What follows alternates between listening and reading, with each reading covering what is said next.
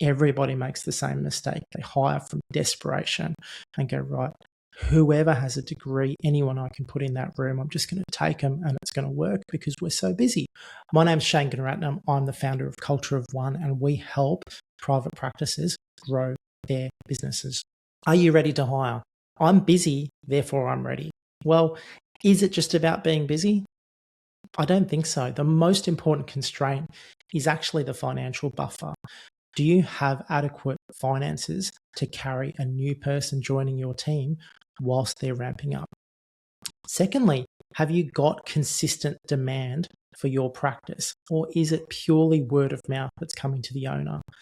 If it's the latter, you might find there's heaps of new patients coming in, but it's very difficult to get them across to your new starter. Are there basic operational structures in place, or do these have to be developed? This is your onboarding system. This is the stuff you are going to need from day one to get that new person off the ground. And last but not least, do you, the founder, the owner, do you have capacity to onboard and upskill someone? Because if you've been treating all day, all week, all month, it can be very difficult to slow yourself down and to adequately bring them into your team.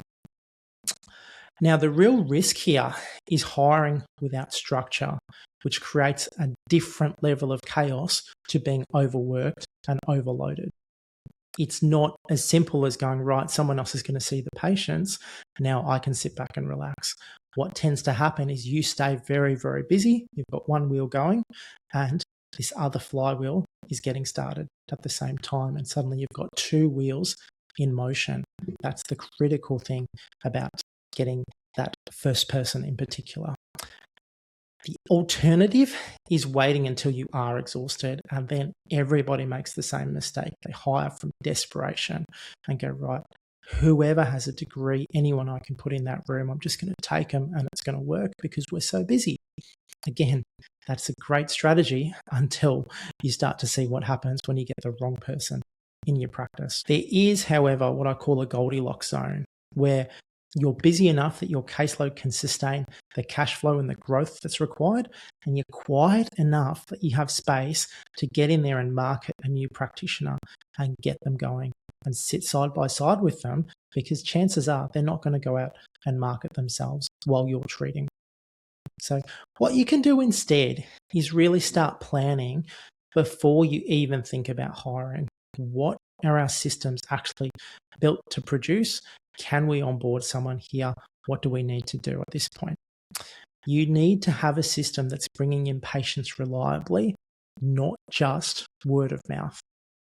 And if you don't have this system, that is the biggest red flag. We need to start building it today.